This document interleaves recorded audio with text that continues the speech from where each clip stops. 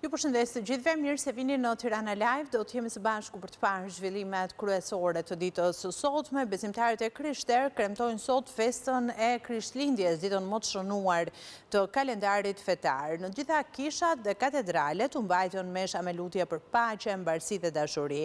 I peshkëvi katolikëve dhe kryepeshkopi ortodoks në lutje gjatë meshave përcollën mesazhe për mirësi dhe dashuri në një botë në paqe. Festa e Krishtlindjes vazhdon në tryezat familjare. Ky është korpi im që do të lijohet për ju.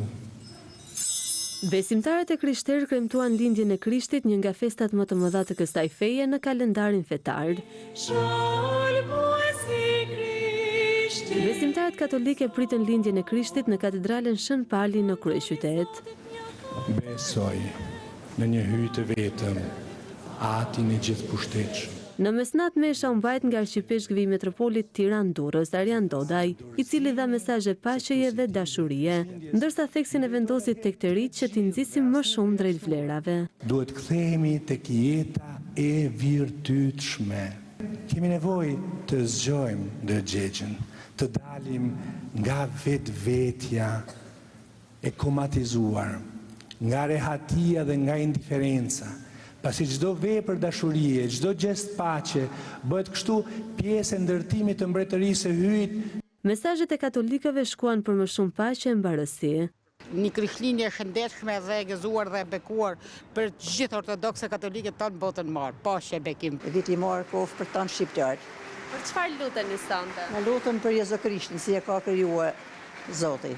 Besimtarët ortodoksi u drejtuan katedrales Ngjallje e Krishtit mëngjesin e të njëjtës.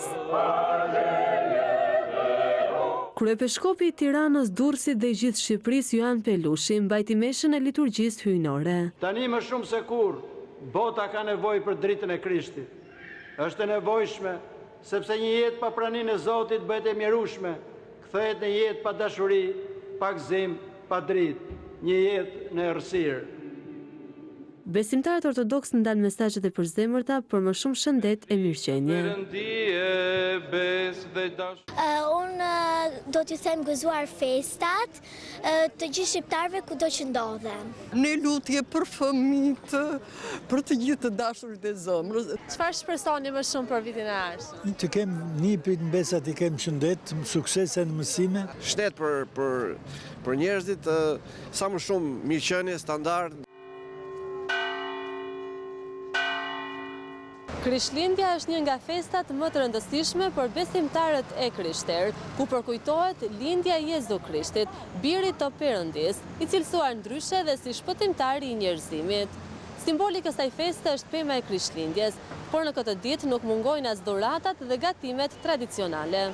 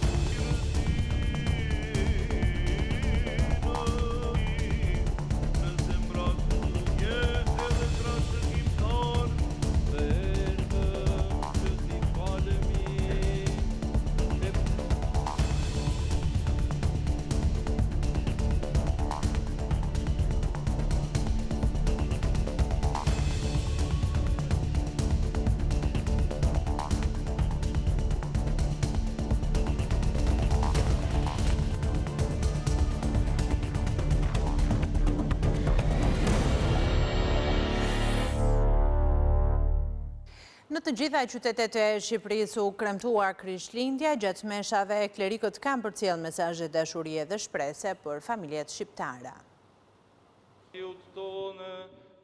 Besimtarët e Krishterë pritën lindjen e Krishtit edhe në shumë qytete të ndryshme të vendit. Meshat e besimtarëve u mbajtën që në mesnat, ndërsa ortodoksët u lutën në mëngjes me mesazhin e përbashkët për paqe, dashuri e bashkim, frymëzuar nga jeta dhe për ulësia e Krishtit. Korça u mbipopullua nga besimtarët që ndoqën meshën e rastit nga mitropoliti i Mzot Anastas. Korça, si gjithmonë çdo vit e ka shumë bukur atmosferën e Krishtlindjes. Uroj nga zemra gëzuar Krishtlindjen gjithë shqiptarëve. Po, është një atmosferë shumë e bukur. Shenjat të gëzuara edhe gjithë fëmijëra për gjithë njerëzimin. Gjatë meshës, mitropoliti i kushtoi fjalën e tij familjes, pasi siç ai u shpreh, Krishti lindi në çdo familje. Në këto Krishtlindje, me mirënjohje dhe lutje, ja besojmë në shpirtin e tij Perëndisë të dashurisë, duke ruajtur të gjallë mes nesh fryllën e tij atërore dhe misionare. Familja mbetet vendi i parë dhe i pasëvendësueshëm, ku misteri i mishërimit bëhet i prekshëm. Ajo është kisha e vogël, hapësira e parë e dashurisë, e besimit dhe edukimit të personit njerëzor.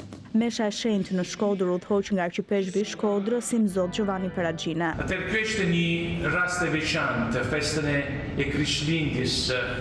Ne përjetojmë ardhin e Krishtit në këtë botë, në këtë jetë.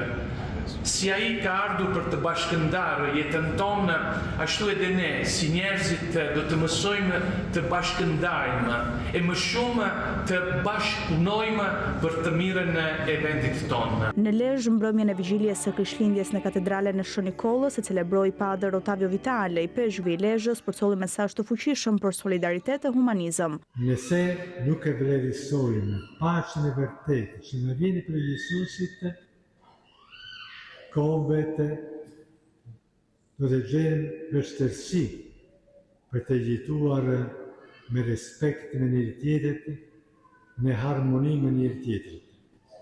Sepse paqja ne vjen prej hyrë. Në Fier kisha e Shëngjergjit priti qindra besimtarë, të cilët ndoqën meshën e mbajtur me këtë rast për lindjen e Jezu Krishtit, birit të Perëndisë. Besimtarët ortodoks përbën një nga komunitetet më të mëdha fetare në qytet. Uroj të gjithë shqiptarët, gjithë Shqipërinë, me që janë besimtare e sektit ortodoks.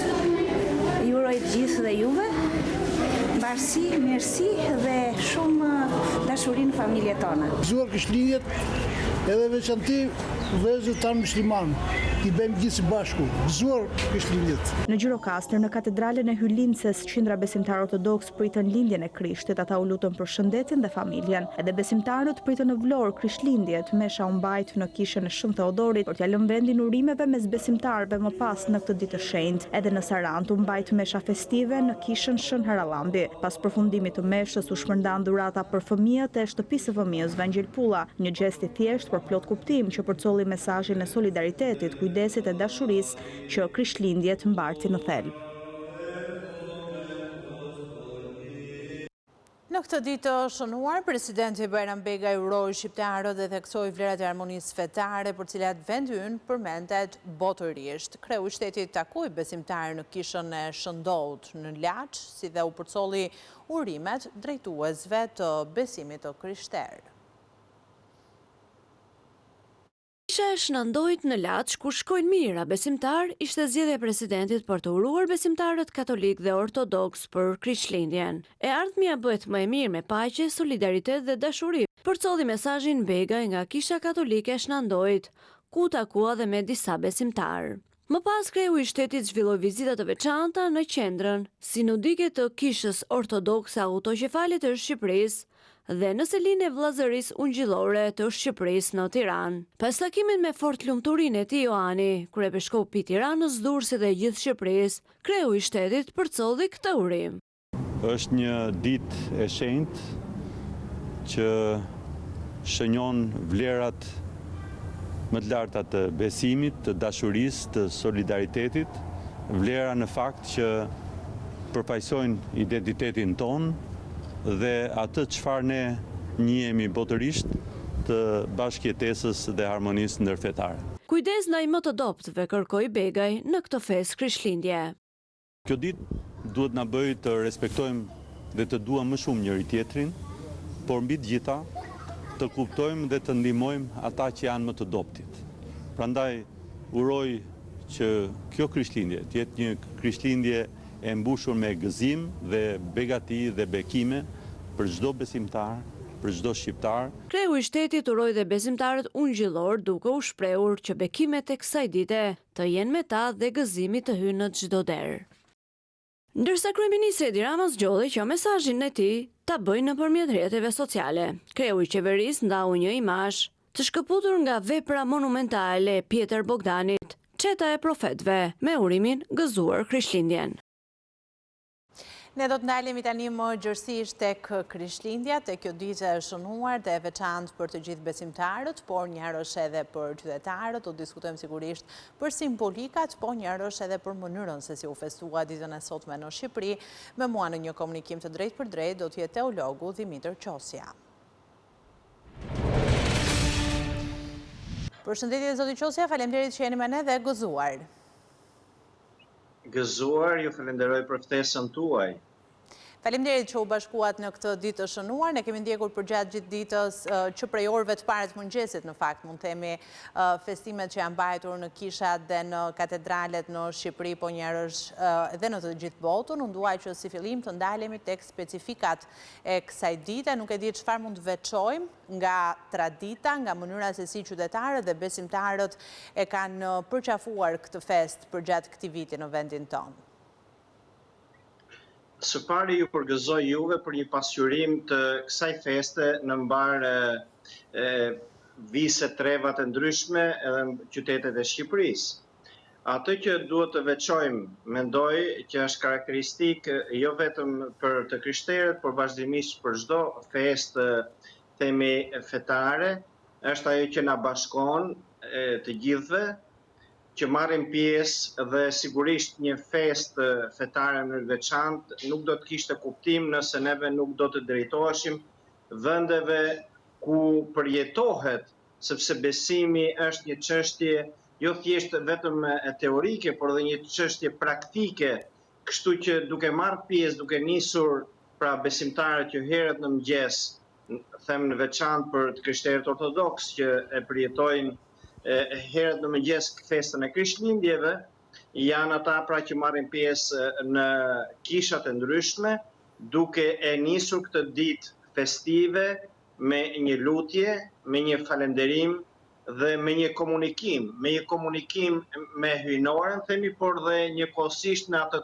tempullin publik që na bashkon të gjithëve së bashku, është dhe një komunikim midis njëri tjetrit. Çështja e komunikimit është shumë e rëndësishme dhe patjetër ortodoksia i jep një rëndësi të veçantë komunikimit me hyjnorën dhe me njerëzoren. Pra kjo besoj është e rëndësishme duke nisur me këtë komunikim. Pastaj duke e mbyllur këtë ceremoni manifestive, solemne, që ka në thelb formimin ton shpirtëror dhe atë shoqëror, patjetër vazhdon në tryezat ku mblidhemi të gjithë së bashku, në tryezat familjare, që është dhe kjo një tregues tjetër i lidhjes dhe i vlerave tona familjare që janë kaq të rëndësishme në mënyrë veçantë për traditën tonë dhe për vendin tonë. Nuk e di, zoti Qosja, si e gjen kjo Krishtlindje Shqipërinë? Nga bisedimet që mund të keni patur me qytetarët, me besimtarët që kanë qenë në kisha dhe në katedrale, ka një specifik ky vit, qoftë në lutjet e tyre ose në mënyrën se si e kanë përqafuar këtë fest? Nga komunikimi ynë patjetër që duket që gjithmonë këto festa kanë një lloj shprese, përcjellin një lloj shprese. Njerëzit kanë nevojë gjithmonë për një shpresë, për të rinovuar besimin, për të rinovuar vlerat.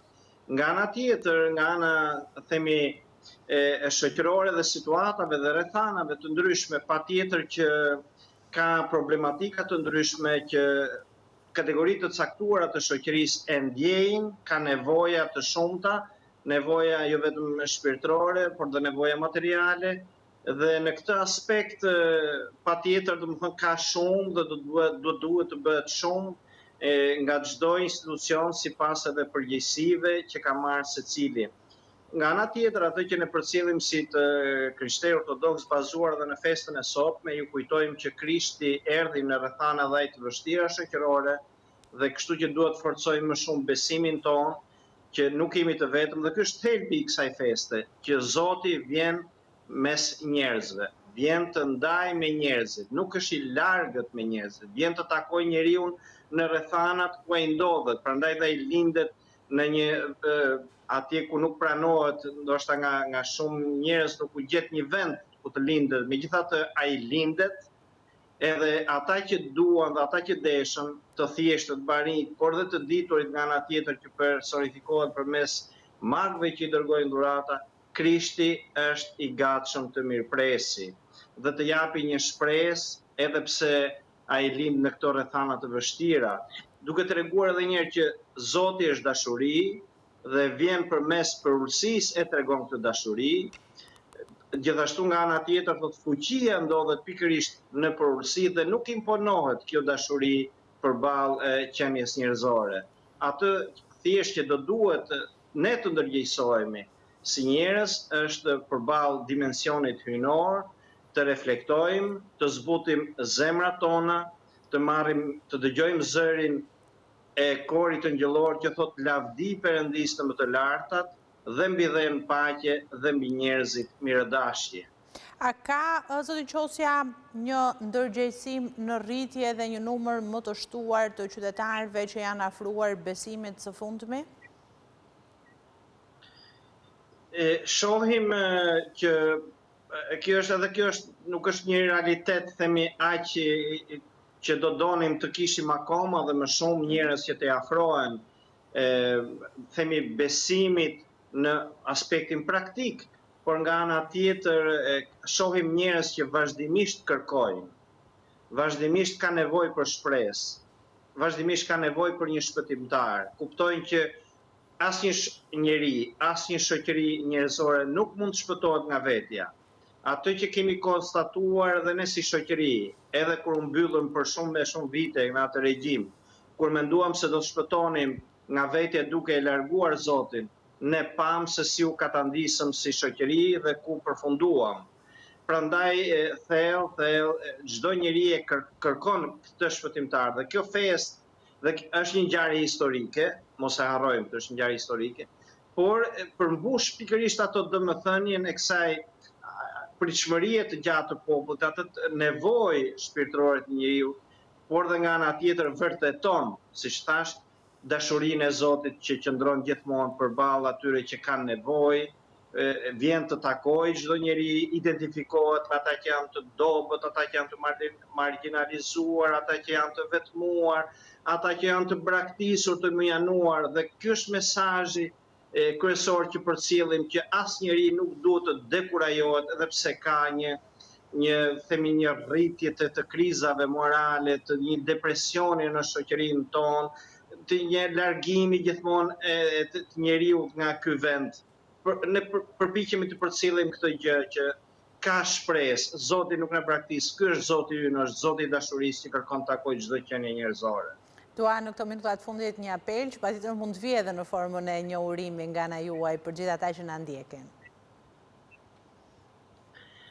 Meqense më jepet me rasti, dua të përcjell urimet e mia të përzemërta në çdo familje, në çdo person, duke marrë shkas nga vetë dashuria e Zotit, që është thelbi i krishterimit, që askush nuk duhet të ndjehet i huaj tek hyjnoria, askush nuk duhet të ndjehet i braktisur nga Zoti, sado që ai të ndjehet themi i braktisur nga shoqëria apo nga njerëz të ndryshëm apo nga rrethana të tjera, të marrë guximin të afrohet dhe Zoti do ta pranojë, sepse kemi një Zot që pret, ai i cili erdhi jo që ta dënojë njeriu, por që ta shpëtojë njeriu. Prandaj me këtë mesazh të shpëtimit, Zoti na shfaqet në botë, në zbulohet në botë si një Zot shpëtimtar që do të shpëtojë çdo njeri që vjen në këtë botë, sepse është dritë, të hedhë më shumë dritë në zemrat tona, në shpirtin tonë, sepse realisht Zoti takohet në zemër dhe në shpirt. Faleminderit zoti Qosja, faleminderit që ishit me ne dhe gëzuar edhe një herë. Gëzuar për shumë vjetë gjithë dhe ju falenderoj edhe një herë studion tuaj edhe televizionin tuaj për këtë mundësi, edhe që për atë pasqyrim që bëhet për mbar të krishterët dhe jo vetëm. Faleminderit.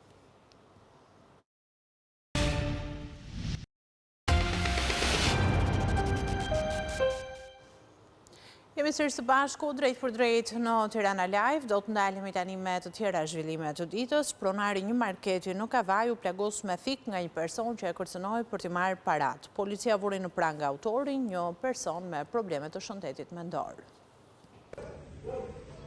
Pronari një marketi në Kavaj u plagos me thikë mëngjesin e së enjtës në ambientet e biznesit të tij. Ngjarja ndodhi në lagjin numër 2 të Kavajës, ndërsa autori i plagosjes është identifikuar nga policia si Eri Velecia. Sipas informacioneve paraprake, autori, i cili dyshohet të jetë me probleme të shëndetit mendor, është futur brenda në market dhe i ka kërkuar para pronarit Artur Ligeja.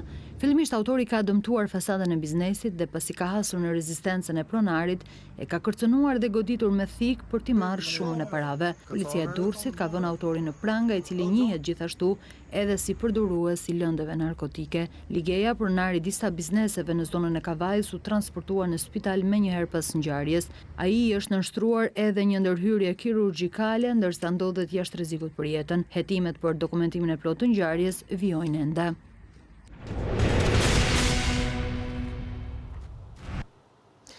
Euro bie në nivel rekord, duke prekur kuotën më të ulët në kursin e këmbimit me lekun. Sipas të dhënave të Bankës së Shqipërisë, një euro po këmbet me 96.46 lekë. Përveç rënies vazhdueshme në muajt e fundit, kjo situatë lidhet me efektet sezonale, siç janë kthimi e emigrantëve për festa, që shtojnë dhe sasinë e eurove në qarkullim. Moneda europiane ka avijuar të dobësohet përballë lekut në javët e fundit të këtij viti. Sipas kursit zyrtar të Bankës së Shqipërisë, këtë javë moneda europiane po këmbet me 96.46 lek, një prej niveleve më të ulta të regjistruara ndonjëherë. Nëse bëjmë një krahasim me të njëjtën periudhë të një viti më parë, moneda europiane ka pësuar një dobësi me gati 2 pikë, pasi në dhjetor të vitit të kaluar këmbehej me rreth 98.46 lek, por pavarësisht kësaj rënja vjetore e kursit mbetet në nivele më të stabilizuara krahasuar me vitet e mëparshme. Kundrejt të njëjtës datë të vitit të kaluar, rezulton se kursi euro-lek ka pësuar një rënje me 2.1%. Kjo situatë, sipas agjentëve të këmbimit valutor, ka ardhur pasi në ditët e fundit në treg, po qarkullon sasi e shtuar e valutës së huaj, çka përfaqëson një tendencë pak a shumë të zakonshme sezonale. Kjo ndikohet më së shumti edhe nga kthimi i emigrantëve për festat e fundvitit, duke sjellë më shumë të ardhura pranë familjeve të tyre. Banka e Shqipërisë planifikon që të tërheqë deri në 450 milion euro nga tregu vitin e ardhshëm. Ajo do të shtojë ndërhyrjet ku sipas kalendarit të publikuar, pritet të tërheqë rreth 100 milion euro më shumë se planifikimi për këtë vit. Ndërhyrjet kryhen për efekte të rezervës valutore, por edhe me qëllim stabilizimin e kursit të këmbimit. Banka Qendrore ka kryer blerje të konsiderueshme të valutës edhe gjatë vitit 2025 dhe deri në fund të 9 mujorit këto blerje kanë kapur vlerën e rreth 800 milion eurove. Shqipëria është bërë me avion shtetëror. Media turke shkruajnë se presidenti Erdogan i ka bërë shtetit shqiptar një dhuratë, një avion Airbus 319 me një vlerë prej 12 milion dollarësh. Marrëveshja synon thelloj marrëdhënie diplomatike dhe partneritetin institucional mes Shqipërisë dhe Turqisë, veçanërisht në fushat e aviacionit civil, mbrojtjes dhe bashkëpunimit teknik.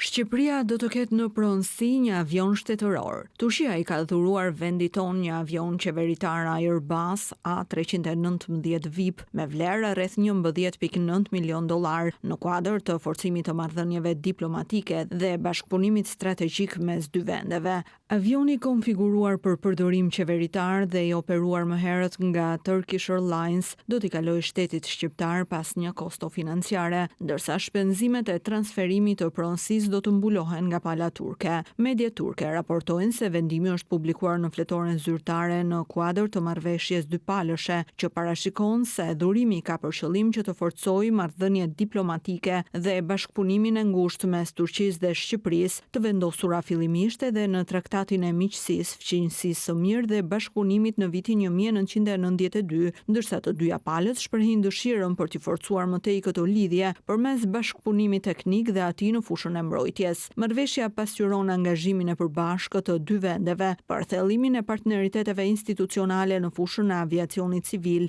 logjistikës së mbrojtjes dhe sektorëve të tjerë strategjik, duke shërbyer një kohësisht si një gest simbolik i mbështetjes së Turqisë për zhvillimin rajonal dhe përpjekjet integruese të Shqipërisë. Ishte gjithçka e përgatitur për Tirana Live për ditën e sotme, të tjera zhvillimet përditësuara minut pas minute nga vendi, rajoni dhe bota, ju mund të ndiqni dhe në faqen tonë abcnews.al, njërësh dhe në valët e radios 105 FM.